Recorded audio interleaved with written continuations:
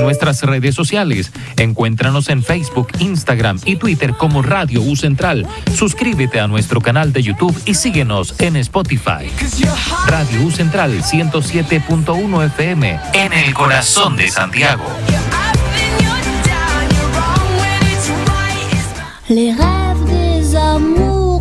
Radio U Central y radio.ucentral.cl presenta Sabores y Saberes.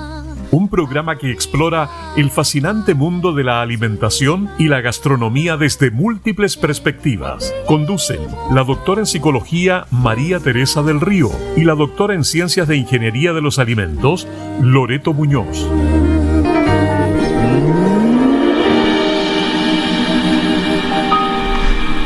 Muy buenas tardes. Hola María Teresa. Hola Loreto. Magníficas tardes. Tenemos un estupendo invitado hoy día. ¿No? Así que este programa va a estar interesantísimo, señores auditores. Bueno, empiezo por presentarlo, por supuesto que estamos muy contentas de tenerlo. Les vamos a presentar a Valtteri Milán, ¿ya? Él es antropólogo, investigador de nuestra universidad, de la Universidad Central, y es antropólogo de la Universidad de Chile y doctor en planificación urbana de la Universidad Técnica de Berlín. Él tiene un interés en la investigación que aborda relaciones entre espacio y procesos de construcción de identidades. Qué interesantísimo. Territorios, espacios, pueblos, procesos identitarios, eso es lo que anima a Valtteri en su investigación. Y tiene especial interés en procesos migratorios. Ha investigado bastante, por ejemplo, en migración peruana. Y el curso que siguen las personas para asentarse en ciudades y territorios. Bueno, y ustedes se preguntarán, ¿qué hacen Sabores y Saberes este antropólogo? Bueno, les tengo que contar que tiene harto que ver, porque Valtteri ha desarrollado temas de comida, gastronomía y comercio en comida, en la venta de alimentos de comunidades migrantes en Chile, como forma de expresión y búsqueda de inserción en el país. Eso es muy interesante. Y en nuestro programa nosotros hemos comentado que la comida, ¿verdad?, y sus distintas expresiones es una parte importante de la vida de las personas que cumplen distintas funciones. Sobre esto queremos entrevistar a Valtteri. Él es un pozo de conocimiento, así que le vamos a hacer algunas preguntas y después te vamos a dejar que te explayes, Valtteri, y nos des un baño de conocimiento sobre tus investigaciones. Por último, en la presentación les quiero mencionar algunas de sus investigaciones que las encontré maravillosas. Tiene una investigación, por ejemplo, sobre la comida peruana en Santiago, prácticas de identidad de la migración transnacional peruana, que él ha hecho hace varios años. Habla del pan mapuche, que a nosotros nos llamó pero poderosamente la atención.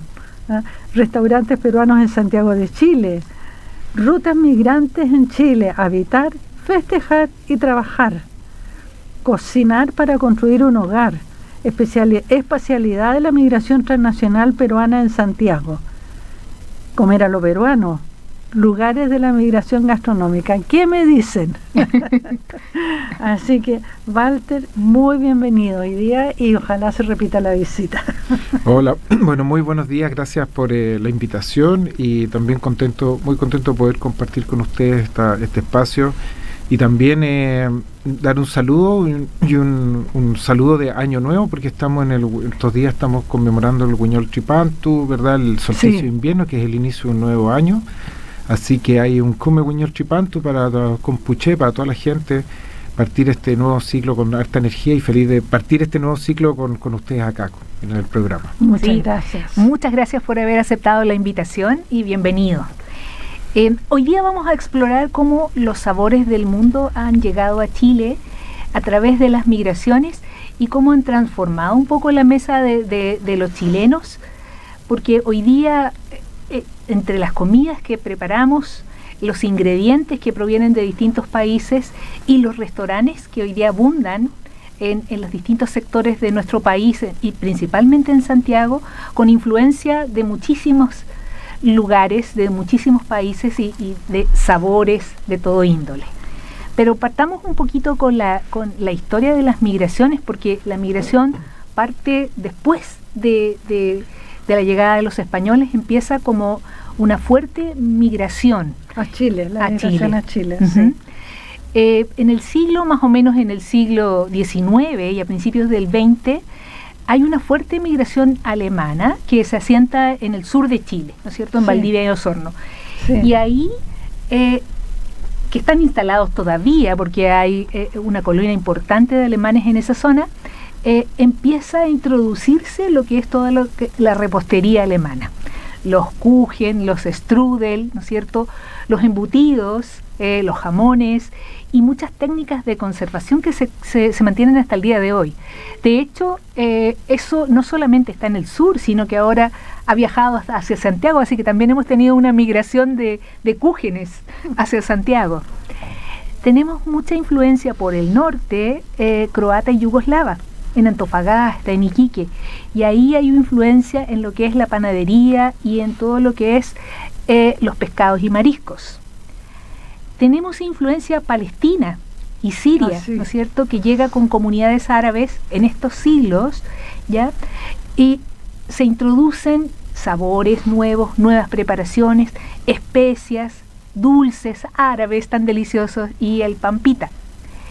Y después, cuando ya termina el siglo XX y empieza el siglo XXI, vienen en esa época los peruanos. Ya empezaron a llegar peruanos que han tenido una influencia enorme. De hecho, han cambiado muchos de nuestros gustos, ¿no es cierto?, especialmente en Santiago.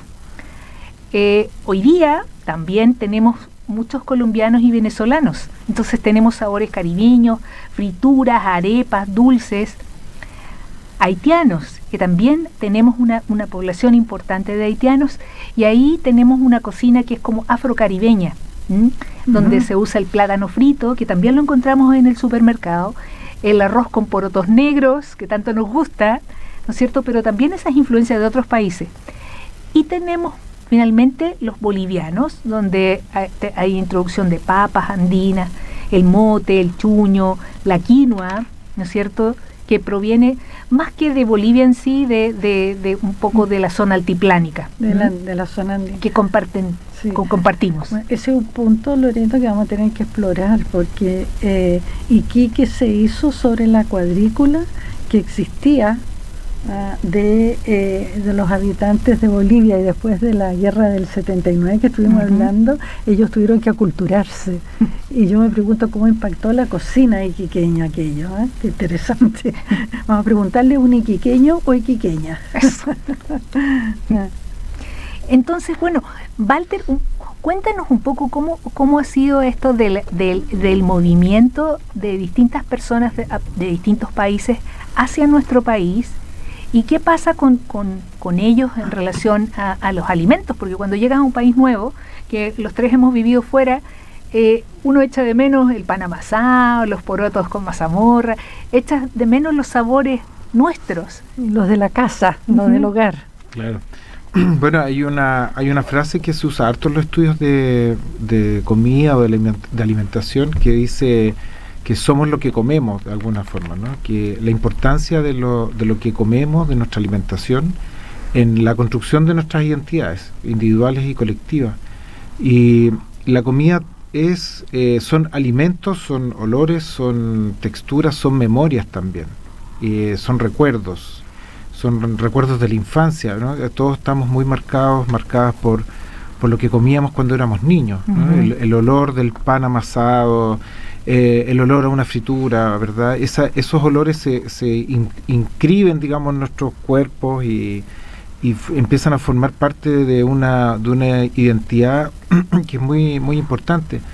Pero también la ritualidad, digamos, de la preparación de alimentos, lo que significa cocinar colectivamente, por ejemplo, ¿no? Una tarde de cocina. En Chile tenemos muchas ideas, por ejemplo, lo que es un asado, ¿no? Un asado que no es solo compartir carne, sino que otros productos, sino que es toda la situación social que se produce alrededor del asado. Sí. Hacer un curanto, por ejemplo, que es una fiesta grande, o otro tipo de preparaciones, por ejemplo, hacer sopaipillas también, ¿no? Que son varias personas las que colaboran, etcétera. Entonces, esa ritualidad de la preparación y del consumo es parte también de lo que uno puede entender ese conjunto, ¿no? Alimentos, gastronomías, consumos, es todo parte de un conjunto que son fundamentales en cómo nos vinculamos con otras personas, cómo nos vinculamos con el entorno, con la naturaleza, con los lugares donde vivimos, y cómo eso van generando ¿verdad? Memorias también, ¿no? Memorias, prácticas, etcétera. Entonces, claro, la alimentación, la comida tiene, la gastronomía, dependiendo cómo uno lo trate, el concepto tiene todas esas significaciones que son muy importantes.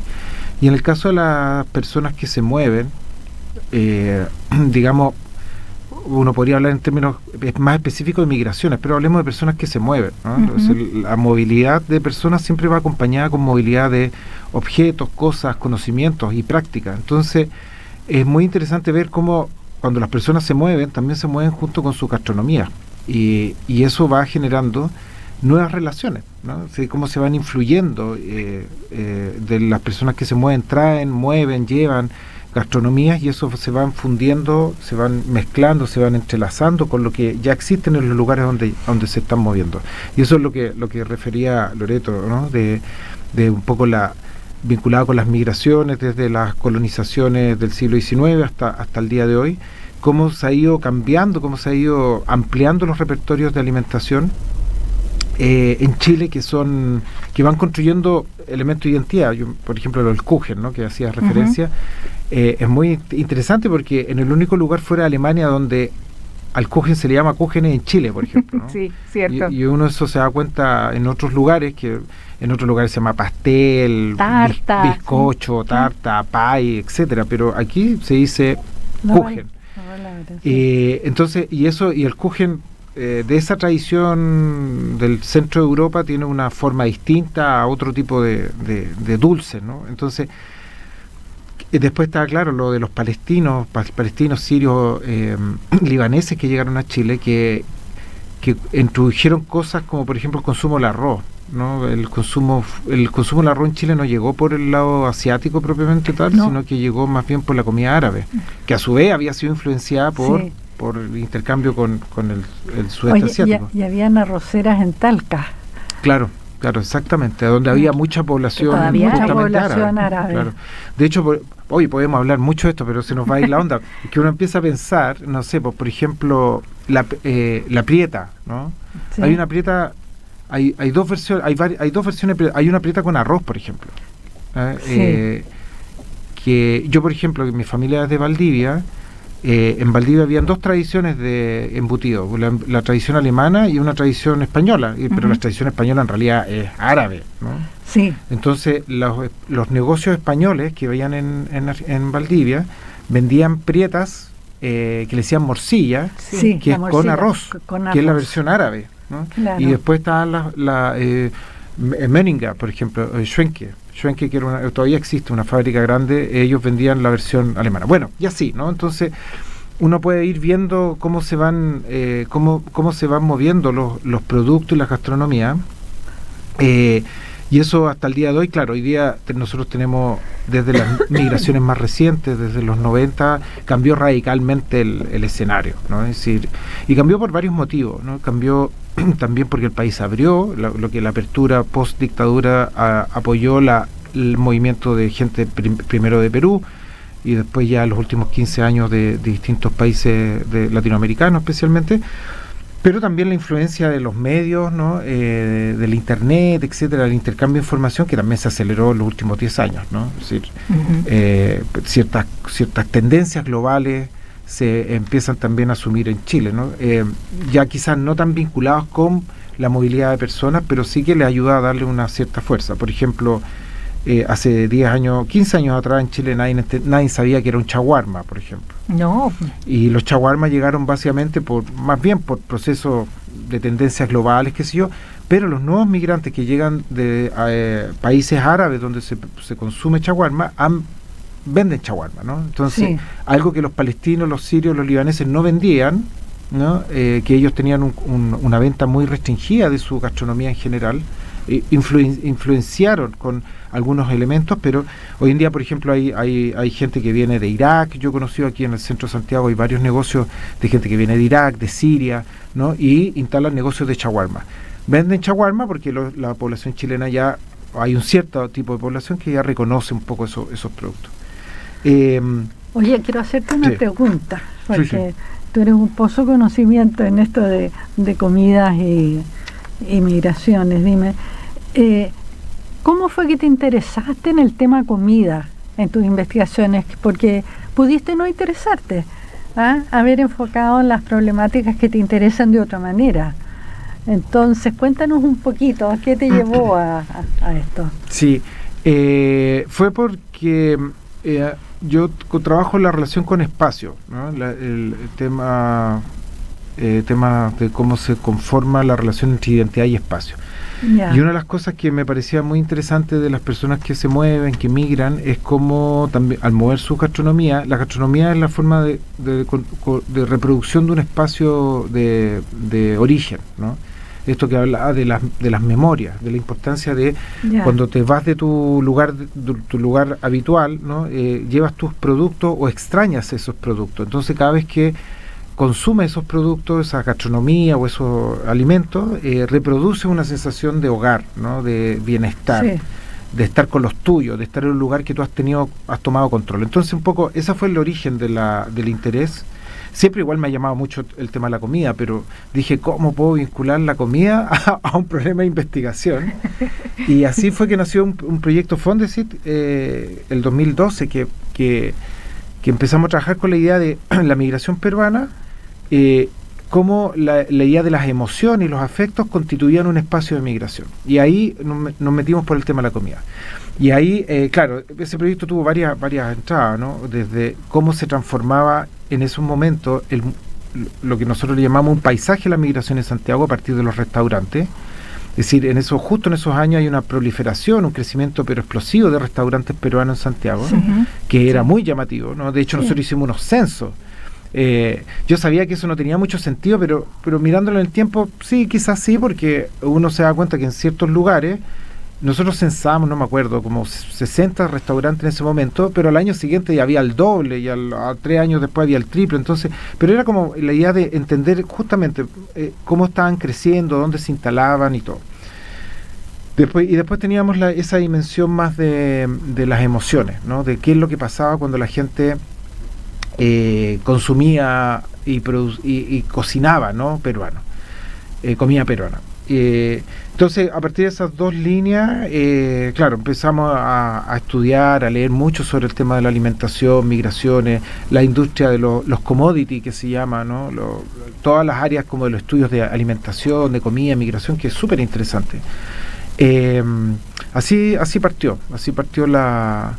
ese estudio. Entonces, hicimos por una parte esta idea de los restaurantes, la transformación de la ciudad, también cómo la gastronomía se había transformado en una estrategia de inserción de la migración peruana, súper importante.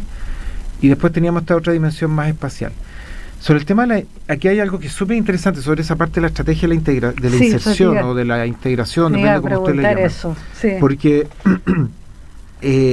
hay una suerte como de esencialización algunas veces. Entonces, como esta idea de que los peruanos son todos buenos para cocinar, ¿no? Y la gastronomía peruana. De hecho, el concepto de la gastronomía peruana es una construcción hecha desde el Estado en Perú en los últimos 20 años como una estrategia de turismo también. Sí.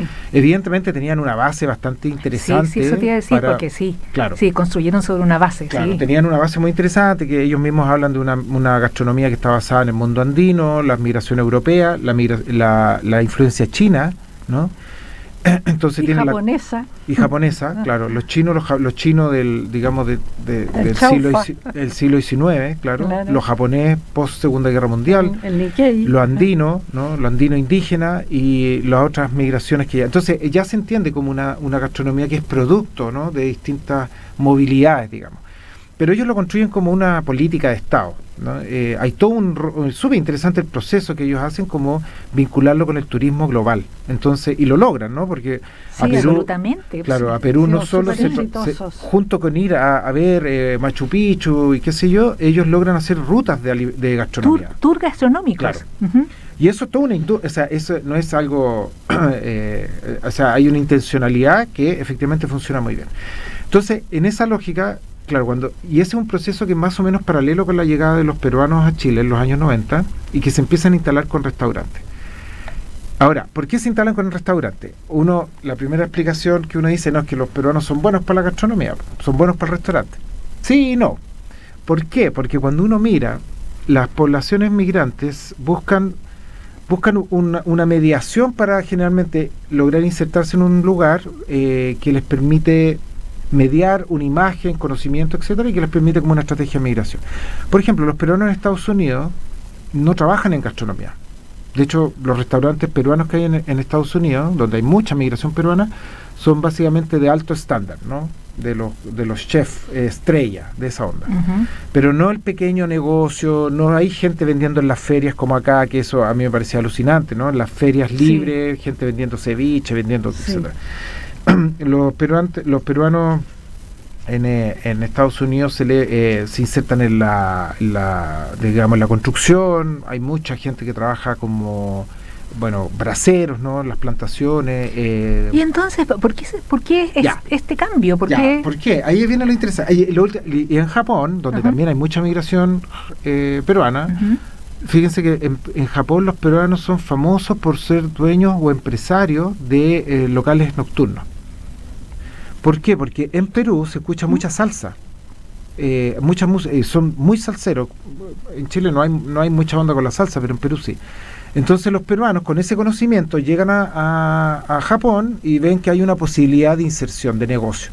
Entonces en Japón la migración peruana está vinculada con la noche, con los locales nocturnos, con el baile, no con la gastronomía, ¿no? Entonces es interesante. ¿Qué pasa en Chile? Yo tengo un relato de un empresario gastronómico que fue de los primeros que abrió una cadena de restaurantes en Chile, en Santiago, él cuenta que llegó el año 93 a Santiago.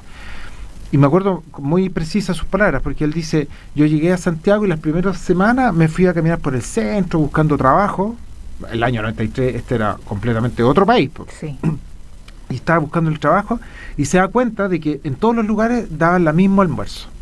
Decía, uno llegaba a cualquier lugar y era el mismo almuerzo. Carne con arroz. Carne con papas. Pollo con arroz. Eso era lo que había de almuerzo. Sí.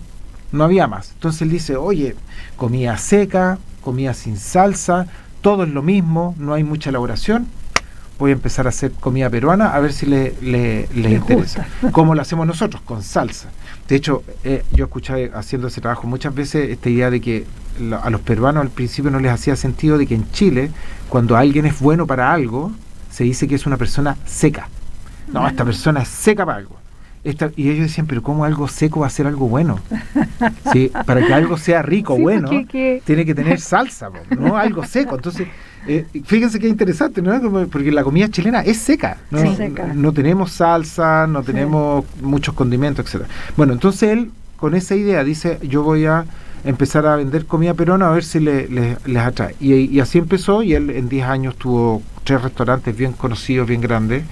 Y la historia nosotros hicimos muchas entrevistas a empresarios en ese tiempo, y la historia era todo más o menos así. O sea, ellos iban identificando vacíos, y lo interesante de la migración peruana es que empezó a encontrar en la gastronomía un espacio de inserción importante, y no era solo para los empresarios gastronómicos, sino que también esto que se empieza a vender en las ferias, por ejemplo, ¿no? Se empieza a vender en las ferias libres, es decir, lleno de carritos vendiendo ceviches, ¿verdad? Entonces cambian, por ejemplo, también la relación de comer en la calle. En Chile no se comía en la calle. No. En Santiago, por lo menos, lo que había en la calle hasta entrados los 90 era básicamente sopaipilla con café y té, que se tomaba en las mañanas, en un paradero de micros, qué sé yo. Pero esto que hubiera alguien con fuego, haciendo pincho, vendiendo ceviche, etcétera, eso no existía. Que alguien se sentara en la calle a comer un plato, más allá del mote con huesillo, algo estacional, no existía. Entonces también esa forma de gastronomía cambió las formas de consumo. cambió la relación con el espacio público, ¿no? De hecho, nosotros hicimos un trabajo y tenemos algunas publicaciones también sobre el consumo de comida en el metro. Y ahí también, lo que vimos antes del estallido social era cómo las estaciones de metro se estaban transformando en grandes mercados gastronómicos, ¿no? Que la gente estaba comiendo muchísimo, y de todo tipo, ya no solo peruano, había comidas colombianas, sushi, ya una mezcla de distintas cosas. Entonces, claro, en el caso, y claro, y los restaurantes peruanos también sirvieron de cadena de migración, como se llama, ¿no? Es decir, la gente llegaba directamente a trabajar y sabía que iba a ir a trabajar de garzón, de cocinero. Son además muy solidarios porque ellos contratan a su propia gente. Claro. Pero ocurre un fenómeno también importante, que el hecho de que no solamente ellos dieron el clavo con los sabores, con las salsas, con las preparaciones, porque un ceviche, una ají de gallina, un lomo saltado, indiscutible lo rico que es. Pero se introdujeron mucho más, porque hoy día nosotros preparamos platos peruanos en las casas. Claro, entonces, y en el supermercado encontramos ingredientes que antes no encontrábamos. Absolutamente. Entonces, no solamente se introdujo ese gusto por ir a comer a un restaurante y encontrar un plato, no sé, un plato especial peruano, sino que además hoy día los cocinamos, o sea, buscamos hacer preparaciones peruanas en las casas. Y eso ha tenido una influencia grande en todo lo que es la gastronomía de nuestro país.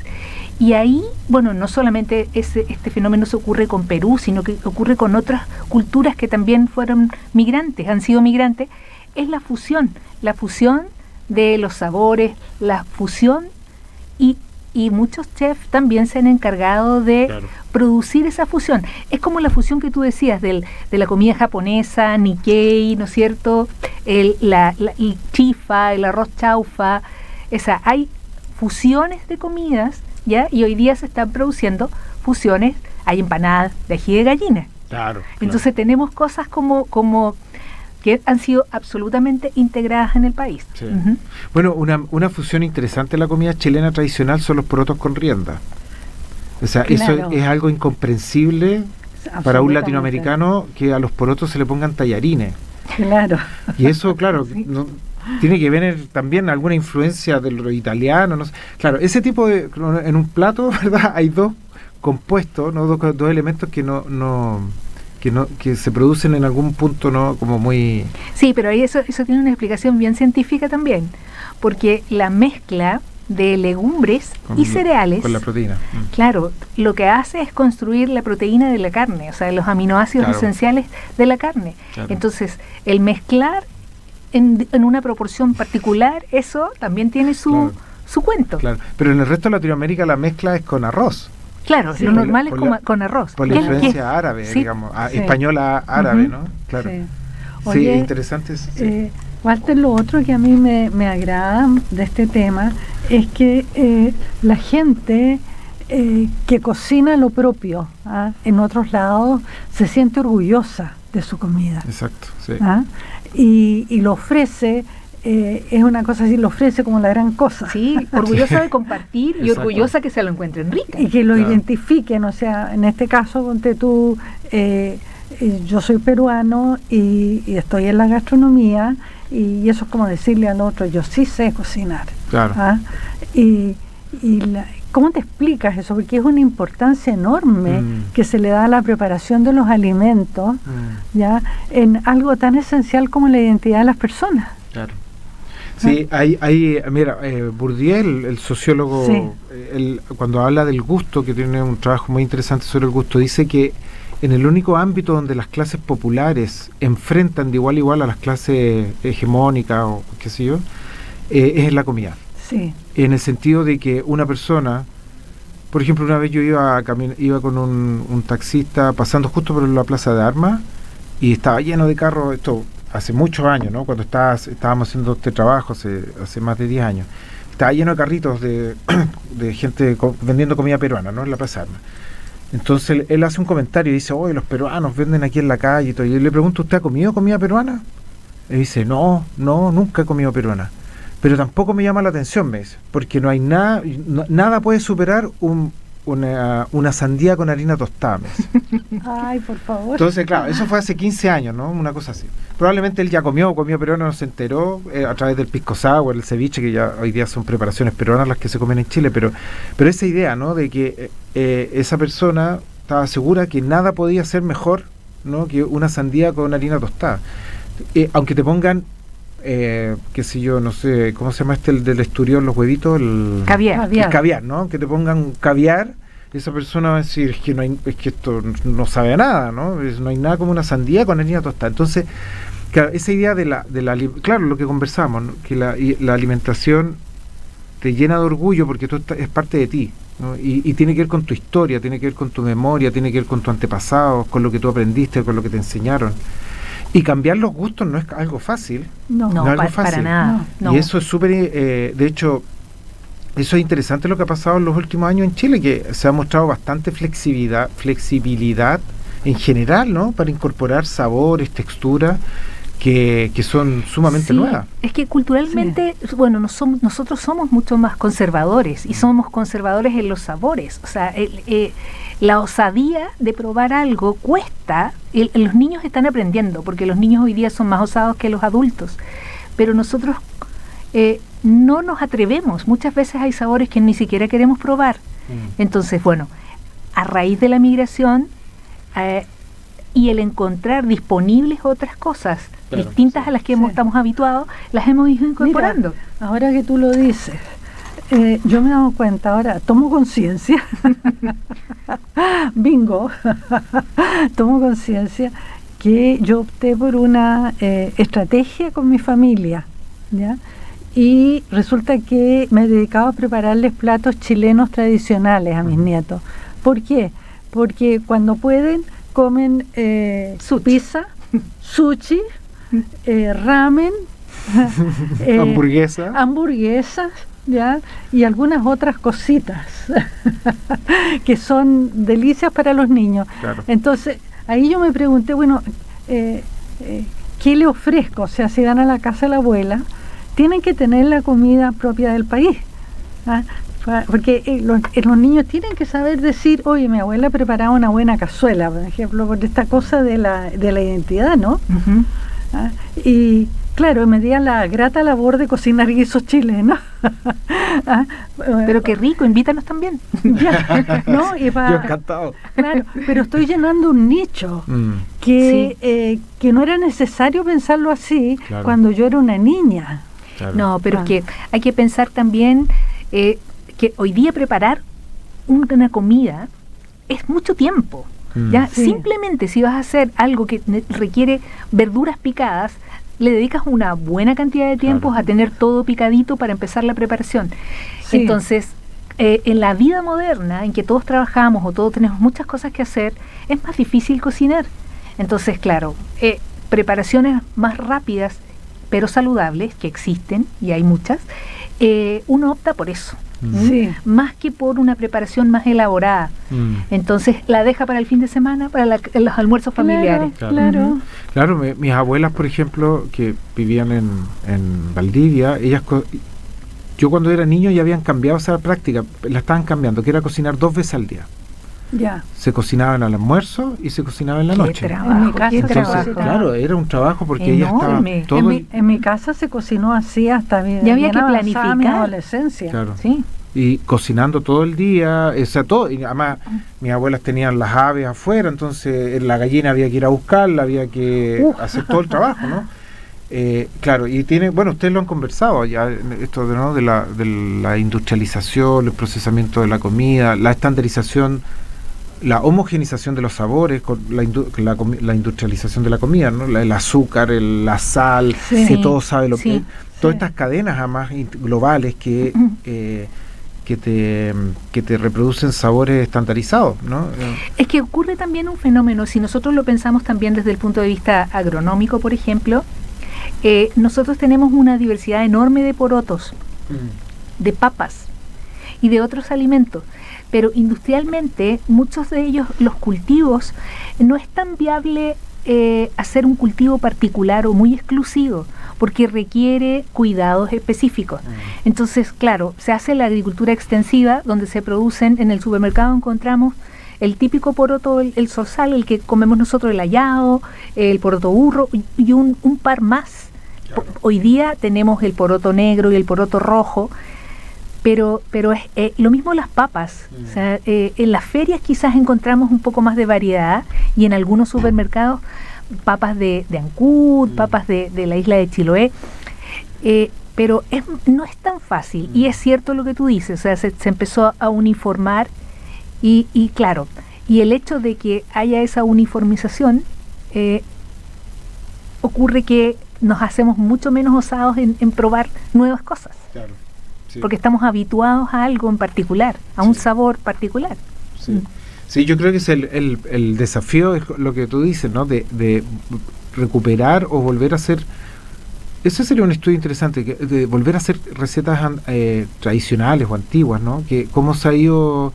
Creo que en Chile, por lo que yo hasta cuando estuve bien metido en estos temas, hasta que fue no hace mucho, pero no vi estudios, por ejemplo, de prácticas alimenticias en Chile, ¿no? Es decir, meterse como en la cocina de la gente y decir, ¿cómo ha cambiado? ¿Qué es lo que se cocina en un menú, en una familia, no sé, en Santiago, de lunes a domingo, ¿no? De hecho, cuando hicimos lo de la comida en el metro, una de las cosas que nosotros planteamos en esos trabajos que tiene que ver que cómo la alimentación se inserta dentro de la vida cotidiana, ¿no? Es parte de un continuo. Entonces, claro, la gente, ¿por qué de repente explotaron todos estos mercados a la salida de los metros? Primero porque la gente ya no tiene tiempo para cocinar, entonces la gente se pasaba, lo que nosotros veíamos, pasaba a buscar la cena, el desayuno y la cena a los metros. Y comiendo cuestiones internacionales, ¿cómo se llaman estos roll, sushi roll? ¿Cómo le hand roll, claro. Que el hand roll, ¿no? Como ese tipo de... Entonces, claro, es comida rápida, es comida llena, qué sé yo, ¿no? No es una comida saludable, pero que tiene que ver con los tiempos de la gente. Nosotros lo vinculamos con el tema de la movilidad también por la ciudad. Es económico también. Sí, claro. Es económico. Y es llenador. Es llenador. Tú ahorras el tiempo, los desayunos en el metro, bueno, en fin. Entonces, claro, yo creo que todo esto se ha transformado tan rápido que recién quizás ahora le estamos tomando más atención con el tema de la obesidad infantil y qué sé yo, que estamos todos un poquito sobrepeso por el cambio en la alimentación, que no tenemos mucha profundidad sobre cómo han cambiado. A mí lo que me interesan son como las prácticas cotidianas, ¿no? Sí. En ese día a día, como tú mencionabas, por ejemplo, los niños hoy día, el consumo de marisco, ¿no? Los niños que comen marisco son los niños que son hijos de pescadores, digamos, o de mariscadoras. Que viven cerca de... Sí, claro. Sí, pero es que, bueno, ahí vamos que otra cosa que son los hábitos y cómo inculcamos a los niños a comer cosas que no son agradables al principio. Exacto. Que son sabores aprendidos, entre ellos los mariscos, los pescados, porque la mayoría de los niños que comen pescados suaves, no pescados como un salmón, como un bacalao, que tienen más sabor a pescado. Claro. O un piure, así, un niño comiendo piure es más raro muy raro. Más raro que el niño comiendo piure. Pues. Y nos pasa con las legumbres, lo mismo, las legumbres, comer porotos, lentejas, garbanzos, para los niños tampoco es algo, pero tienen que aprenderlo desde chiquitos, o sea, es la única manera de introducirlo, pero depende de nosotros. Sí, yo creo que depende. Bueno, yo no quiero sonar agorera, pero alguna vez voy a uno de estos supermercados grandes que tienen de todo y de pura curiosa y copuchenta miro el carro de las demás personas. Como me interesa el tema comida, claro, y a veces me agarro la cabeza a dos manos. Por ejemplo, una de las cosas que me desespera es cuando compran salsa de tomate en envases plásticos, que es como de la peor calidad salsa de tomate, cuando nosotros tenemos unos tomates maravillosos todo el año, y ahí está lo que dice la Loreto, pero hacer una salsa de tomate de nada, de scratch, como dicen los gringos, cuesta. Sin embargo, es tal el impacto en la calidad de la comida de la familia, que realmente esto debiera ser un tema mucho más, que suene mucho más fuerte. Y vamos a ir un poco en contra de todas las estrategias comerciales de las comidas preparadas, de las envasadas, de lo popular, de los restaurantes de comida rápida y de todo lo que nos invade en el día a día. Y que la gente termina comiendo estas cosas. O sea, tú puedes ver un carrito ahí de una señora que anda con un niño detrás, con esta salsa, con un montón de tallarines, con el paquete de salchichas. Y uno dice, bueno, ya sé lo que comer la semana. Claro, ahora es cierto que hay una estrategia ahí que tiene que ver con dinero, porque la comida es cara en Chile. Sí, eso te iba a decir. O sea, mira, compara simplemente cuánto cuesta una lechuga, que siempre se los digo a mis alumnos de nutrición. ¿Cuánto cuesta una lechuga? Ahora, que cuesta entre 1.000 y 2.000 pesos una lechuga en el supermercado, versus cuánto cuesta un paquete de fideos y una salsa. Porque con una lechuga es un acompañamiento de un almuerzo versus un paquete de fideos y una salsa donde comen 3 a 4 personas. Que comen harto. O te compras un Maruchan ahora que están de moda, ¿no? Sí. Los sobres. Hay que echarle agua. Toxicidad envasada. Claro, y el Maruchan Ajinomoto se llama eso, Ajinomoto. Pero se transforma en los colegios, por ejemplo, los niños están desayunando Maruchan. Y masivamente. Entonces, bueno, ahí hay toda esta y bueno, acá en la U también yo veo harto consumo de Maruchan. Una vez al año puede ser, ¿no? Pero bueno, como todas las cosas. Pero claro, entonces yo creo que esa ha sido tan rápido la transformación. O sea, lo mismo que estamos conversando, ¿no? O sea, hasta la década del 90, la gastronomía accesible, los productos accesibles en Chile, en Santiago, no tiene nada que ver con lo que se puede acceder ahora, ¿no? Entonces, ha sido tan rápido que eso requiere una atención sumamente importante de cómo recuperar. Reconocer también que comer no es solo llenarse, saciarse, ¿no? Que tiene que ver con todos estos otros elementos de compartir conocimientos, de conversar, ¿no? O sea, la escena más horrorosa es irse a un restaurante. Una familia se va a un restaurante de comida rápida el día domingo, cada uno se come de su combo y además le suman el celular arriba de la mesa, o sea, todo el mundo está mirando su celular, está comiendo su hamburguesa. Entonces, claro, ahí se rompe no solo el problema nutricional, sino que el rol social, ¿no? Cultural que tiene compartir, preparar, consumir alimentos, se empieza a erosionar de forma tremenda. Sí, y es un espacio importantísimo. O sea, si tú quieres conversar, dialogar, ¿ya? Prepara una comida y sienta a la mesa a alguien. Y espero un estupendo espacio porque es muy contenido. Hoy día en las familias la hora de reunión es la cena, porque en el desayuno es como corriendo todos, apurándose, sobre todo si uno tiene hijos en edad escolar. Al almuerzo uno no está en la casa, ¿no es cierto? Entonces cada uno almuerza en el lugar donde está, de estudio o de trabajo, y en la noche es el momento en que uno se reúne. Y bueno, no siempre, porque de repente nos toca trabajar hasta un poco más tarde, pero los fines de semana. O sea, creo que tiene que ser el día de conversación, en torno a una buena comida. Bueno, y ahí nos juega otra cosa en contra, que ahora no cenamos, sino que tomamos té. Mucha gente toma té, es decir, una bebida caliente, un pan o 2 panes con algún relleno. Y eso no va a reemplazar nunca un guiso. No, jamás. Así que igual yo soy porfiada. Yo creo que en este país donde hay tantas ferias de productos frescos, que es un regalo de los dioses el que tenemos. Sí. Un regalo de los dioses. O sea, no en cualquier país tú caminas, no sé, algunas cuadras en tu barrio y tienes ahí un festival de frutas y verduras y un montón de productos frescos maravillosos que pueden ser más o menos caros, pero si tú lo comparas al final con comprar la comida rápida de un restaurante, yo lo pensaría 2 veces. ¿Comemos en la casa o compramos al paso? Y sacamos las cuentas. O sea, los adolescentes no van a estar felices pero a lo mejor el resto de las personas sí lo van a estar. Si nosotros nos hemos dejado engullir por prácticas alimentarias globalizadas y hemos dejado de lado lo local. Aquí ese es mi discurso. Sí, pero lo local yo lo plantearía con esta dimensión que estamos conversando, ¿no? De cómo uno conoce otras formas de cocinar, que la movilidad de gastronomías también. Sí. En realidad el problema es esta idea como de la industrialización de la alimentación. Sí. O sea, desde mi perspectiva. Sí, tienes razón. Y cada vez veo con más también preocupación de que todo empieza a apuntar en esa dirección. Los de las viviendas que uno puede, las viviendas nuevas a las cuales acceden tienen cocinas que son ínfimas, que no están pensadas para la cocina día a día. No. los restaurantes, todo el negocio gastronómico, cada vez se favorece más la instalación de cadenas de restaurantes, más sí, que el delivery, más que la persona que quiere abrir un negocio y que quiere hacer una, qué sé yo, ¿no? Un negocio más casero. Sí. Todo está pensado en esta idea de cadena. Sí, pero ojo que igual ahí la pandemia tuvo una influencia súper grande, porque el hecho de no poder salir a comprar, el delivery adquirió una relevancia que no existía antes. Sí. Y claro, o sea, se mantuvo, disminuyó un poco, pero se mantuvo. Entonces es muy cómodo comprar, que te llevan cualquier cosa a la casa. Sí, y si le echo otro pelo más a la sopa, yo quisiera decir que cocinar es un arte. Es un arte mayor, es un así arte. Como la canción de Silvio Rodríguez.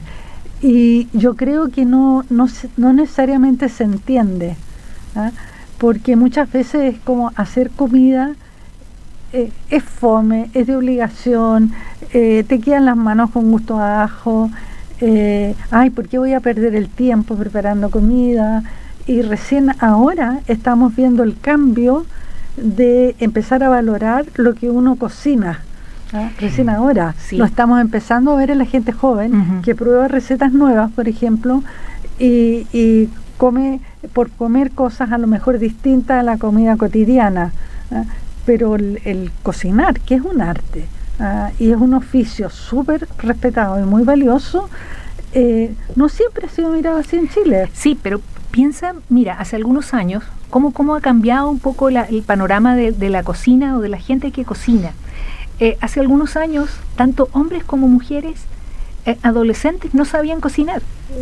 No sabían cocinar. Hoy día... No se metían a la cocina. Gracias un poco a los chefs también, y a la visibilidad que se les ha dado a los chefs, los jóvenes están mucho más interesados en la cocina. Sí, están pensando como oficio, como... No, ni siquiera como oficio o como profesión, no, simplemente saber cocinar para agasajar a sus amigos cuando vienen y preparar alguna cosa rica. Pero además ha habido un fenómeno en la gastronomía y un poco es gracias a muchos chefs peruanos, es el hecho de introducir, porque hemos visto que tenemos un montón de influencia, y en Chile la comida, digamos, de restaurante tiene influencia, ¿no es cierto?, alemana, francesa, italiana y de distintos países. Pero restaurantes de comida chilena prácticamente no hay. Bueno, en Perú, chefs famosos han introducido la quinoa, han introducido las papas de colores peruanas del altiplano, han introducido otros granos y otros cereales en platos de 5 estrellas. Entonces eso también tiene un valor, y eso es una labor que tienen que hacer los chefs, porque les dan visibilidad a los productos nacionales. Sí. En eso sí, en esta, si me permiten, en esto como de la gastronomía, como tú dices, claro, hubo un tiempo que se hablaba de la alta gastronomía, ¿no? Que una visión bien colonizada, eurocéntrica, de que la alta gastronomía era la gastronomía francesa, y de hecho todos los procedimientos, la mayoría de los procedimientos de la alta cocina son en francés. Y los cortes, claro, y todo. Es como el ballet, ¿no? Sí. El ballet también, los nombres son en francés, bueno, toda esta idea del siglo XIX, ¿no? Sí. Que era la cocina de los reyes, de la monárquica, etcétera. Pero después, claro, yo diría que ahora hay como dos tendencias, que una es la que tú mencionas, que es lo que le llaman como la gastronomía vernacular, que es lo que es muy claro en Perú, ¿no? Es decir, en toda esta lógica de la gastronomía, de construir una gastronomía peruana, ellos van y buscan, van a buscar. Ahora, un comentario así más, yo estuve cuando estábamos haciendo este trabajo de los restaurantes peruanos, fui a Mistura, que es la feria gastronómica que hacen en Perú, una feria, es una gran feria gastronómica, pero de alto estándar empresarial, digamos, ¿no? Es decir, venden productos y todo era en la lógica de lo vernacular. Entonces me acuerdo que en ese tiempo había muchos productores pequeños que estaban estos como raíces, ¿no? Que no me acuerdo el nombre, no me quiero equivocar, raíces que habían encontrado que se usaban en el Amazonas peruano, y que lo estaban haciendo ahora en polvo, y que era un superalimento, ¿no? Entonces habían distribuidores de esos alimentos. Es una feria para hacer negocios, también para ir a visitar, porque había de todas las, podías comer lo que tú quisieras, y también había habían como como talleres, charlas maestras, como clases maestras, ¿no? Ujú. Y era muy loco, porque, bueno, yo estuve una semana, no me pudieron sacar de ahí, pero habían cosas que eran muy interesantes, porque llegaban esta idea, por ejemplo, la quinoa, yo hablando, porque yo iba a clase y hablaba con la gente que estaba ahí. Entonces, la quinoa, hace 30, 40 años atrás, era un alimento para la clase alta limeña, blanca, virreinal, digamos, veía la quinoa como alimento de chancho. Como el maíz en Europa. Claro, y ahora tú veías a chefs de esa misma clase social, chicos blancos, de Miraflores, que con su acento muy particular, porque también el acento de Miraflores, como el acento cuico, digamos acá, se entiende perfectamente, y que eran estos chefs que estaban descubriendo la quinoa, ¿no? Entonces hacían unas puestas en escena, claro, hacían unas puestas en escena que llevaban a... Me acuerdo una clase magistral de uno de estos chicos que hacía sobre la quinoa y tenía a dos ayudantes que eran de... se me olvidó el nombre, de una región de Puno. Ujú. Alto andina, ¿no? O sea, gente que... allá donde sale la quinoa andina, ¿no? Sobre 3.500 metros, ahí, altiplano puro. Con sus vestimentas, y ellos estaban, y él enseñaba de cómo se sacaba la quinoa, cómo se limpiaba, y tenía a este hombre y a esta mujer con sus vestimentas, casi como una cuestión así media, como media folclorizada, ¿no? Sí. Entonces, claro, y después yo miraba y era como muy extraño toda la escena, y después conversaba con gente y me decía, claro, es que ahora los limeños descubrieron la quinoa, ¿no? Es decir, la comida que nosotros comimos durante siempre, que la consideran comida de indios, comida que era una comida menor, ¿no? Ahora descubrieron que es un superfood y que les sirve para vender la gastronomía peruana en circuitos globales de turismo. Entonces, empiezan a pasar esas cosas también, ¿no? Por un lado, sin duda, claro, yo lo conversaba ya con los colegas tenía un colega, Jürgen Golte, que trabaja en el Instituto de Estudios Peruanos, que de hecho lo invité un día a verle, estaba bien reacio, no quería ir a esta cosa mistura, y fuimos. Y después él me decía, pero fíjate que todo esto, que por un lado tú lo puedes entender, que hay una suerte de apropiación cultural, ¿no? Pero hay que reconocer también de que ha generado una cadena de producción y de reconocimiento, o sea, sí, como todas las cosas, ¿no? Tiene una parte positiva y una parte menos tiene un positiva. beneficio, claro, económico para el país, pero creo que tiene un valor del hecho de que precisamente esos cultivos estaban abandonados, estaban perdidos, olvidados, o eran relacionados con comida más de pobre, ¿no es cierto? Claro. O que no pueblo. No estaba en una circulación. Claro, pero hoy día todo nacional, el global, mundo claro. conoce la quinoa y Claro. está súper incorporada. Claro. En nuestro país también. ¿Hace cuántos años? ¿Hará unos 10 años que recién Claro. tenemos quinoa en Chile? Ahora disculpe, yo creo que lo interesante del caso peruano, por lo menos hasta ese momento, Ujú. estoy hablando hasta el 2017, por ahí, que lo que mismo me reconocían los colegas allá, decían lo interesante que esto se ha tratado de hacer con vinculación con comunidades locales, ¿no? Porque ¿qué es lo que podría pasar? Es que tú descubriste la quinoa roja, no sé, que en un lugar de Puno la tenían ahí, y tú vas y te empiezas a producir industrialmente la quinoa roja, y esa gente que ha producido, esas comunidades que han producido históricamente su quinoa, quedan completamente marginadas. Entonces, esa idea del proceso que estaban llevando en Perú en ese momento era interesante, lo que ellos reconocían, Ujú. porque estaba generando estos encadenamientos productivos, de reconocimiento, de valorización, ¿verdad?, etcétera. O sea, hacerlo con respeto. Claro, es difícil eso, es difícil, Sí. porque probablemente como se hacen las cosas en Chile, no me imagino que rápidamente llegaría grandes corporaciones y se apropian de estas cosas, Claro. pero son ejemplos que son sumamente interesantes de observar. Entonces, Ujú. sobre esto de la tendencia a la gastronomía vernacular, también hay algunos restaurantes que se han instalado en Santiago, especialmente en lugares que trabajan un poco esa idea del rescate de lo popular. Por ejemplo, en el ¿cómo se llama? En Franklin, ¿no? En Franklin han habido varios restaurantes que se han instalado. Varios países, sí. Que trabajan también esta idea de recuperar cocinas antiguas chilenas y darles una vuelta más Ujú. moderna, ¿no? Entonces, por ejemplo, habían varios experimentos con eso, ¿no? Ujú. Oye, no. Oigan, perdonen Sí, que los la hora. interrumpa, pero nos tenemos que ir, se nos ha acabado el Chuta, nos están tiempo.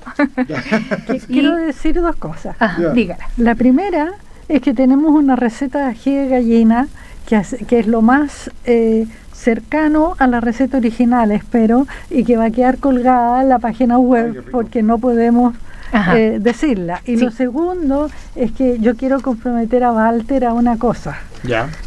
A que venga en un tiempo más a hablarnos sobre la cocina mapuche, que tiene que ver con las investigaciones que ha hecho más recientemente. Exactamente. Debe saber mucho de eso y a mí me encantaría escucharlo. Así que nada, bueno, agradecemos enormemente a Walter por haber estado con nosotros. Muchas gracias. Nos faltó tiempo para seguir conversando este tema tan interesante, pero nos escuchamos la próxima semana. Que tengan una buena tarde. Gracias, Walter. Gracias. Ahí invitaremos una ñaña para la cocina mapuche. Gracias. Fantástico.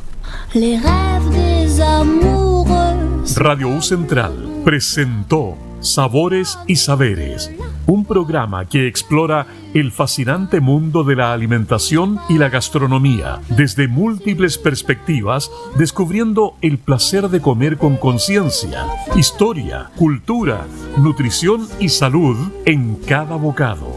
Hasta el próximo capítulo.